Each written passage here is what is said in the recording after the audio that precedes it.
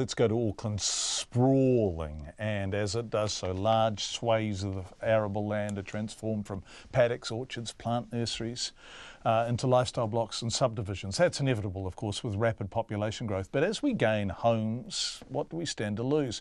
When it's micro-habitats, the answer can be surprising. And in the case of plant nurseries, botanists and garden gurus warn we could lose entire species of native plants, as the land and the very particular expertise of those working it are lost. Rare native flora isn't only found in national parks.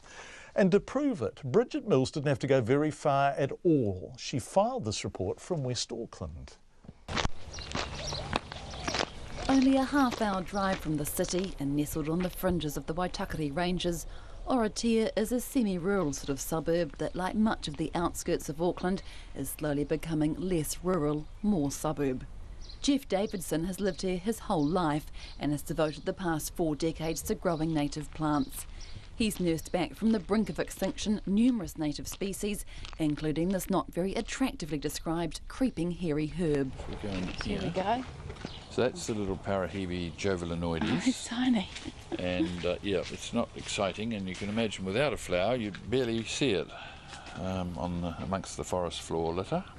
But see it he did. I thought, I've never seen that before, and it turned out to be brand new species, new to science, never seen before, never described. And it's endemic to Auckland. Jeff would argue it's the city's only truly endemic species.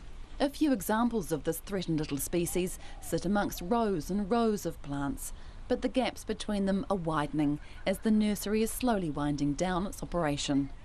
Jeff's just turned 70, keen to retire, and has put the place on the market. He says a subdivider is showing interest in the 6.6 hectare site. And he will probably hang on to it for 10 years and then put his lawyers onto the council and say you've got to change that zoning, and probably he'll succeed, and then there'll be high rises or something here, who knows. Oratia Native Plants follows a long line of nurseries that have shut up shop, many after decades in the business. It's usually down to a mix of an ageing workforce and the fact that land, any land in Auckland, is worth a small fortune. But as we lose plants and expertise, what impact will there be on our flora and fauna? Well, I think what we're seeing here is a dumbing down of horticulture. Botanist Peter DeLange has spent a lifetime researching and conserving native plants. He says New Zealand used to celebrate diversity.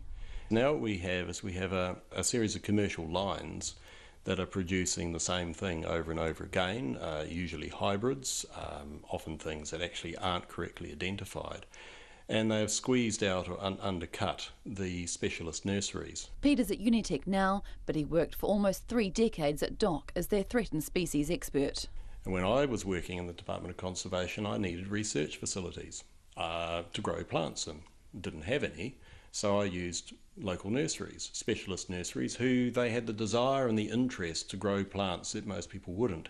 Oratia Native Plant Nurseries, when I moved to Auckland in 1993, did most of this work for me for free because they were so fascinated by what they were doing. And between him and Jeff Davidson, they've championed the plight of native plants, which are often in need of a helping hand.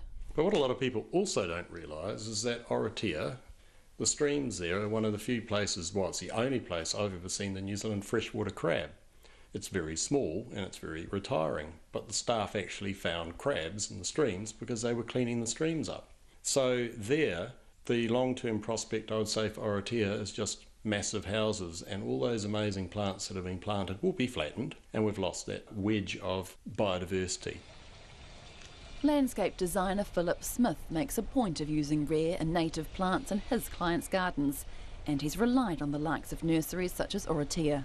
When people see the plants, when you can get them out in front of people, they're just an abstract concept when they're out in the wild, whereas horticulture, landscape design is a lens through which they can learn more about them. And he says it's not just the plants at stake, but also the loss of a wealth of knowledge. You go in for one plant and you come away learning about 6 others, and suddenly you're a genius because they made you a genius, kind of, you know what I mean?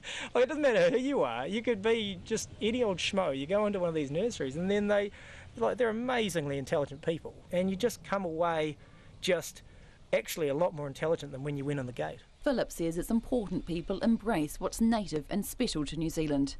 So this season, maybe forgo the colourful roses and plant a few greener varieties closer to home. You might not be able to save the world, but you could help save a creeping hairy herb or two from extinction. E Tamaki Makaurau, mō te hōtaka o te Yahiahi, ko Bridget Mills Aho.